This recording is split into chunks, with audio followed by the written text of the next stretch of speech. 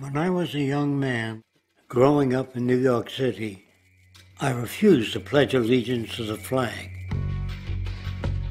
Of course, I was sent to the principal's office, and he asked me, "Why don't you want to pledge allegiance? Everybody does." I said, "Everybody once believed the earth was flat, but that doesn't make it so."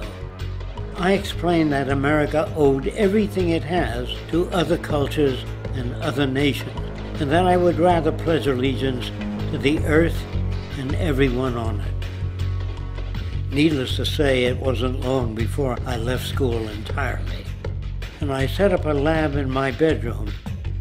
There I began to learn about science and nature. I realized then that the universe is governed by laws, and that the human being, along with society itself, was not exempt from these laws.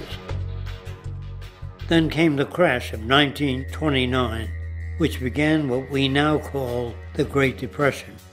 I found it difficult to understand why millions were out of work, homeless, starving, while all the factories were sitting there. The resources were unchanged.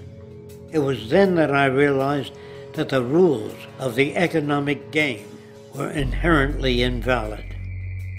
Shortly after came World War II, where various nations took turns systematically destroying each other. I later calculated that all the destruction and wasted resources spent on that war could have easily provided for every human need on the planet. Since that time, I have watched humanity set the stage for its own extinction.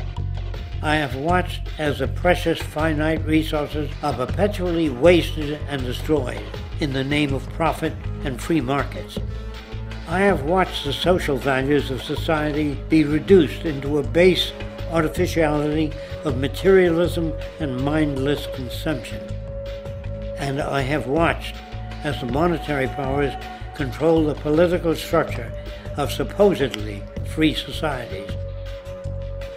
I'm 94 years old now, and I'm afraid my disposition is the same as it was 75 years ago. This shit's got to go.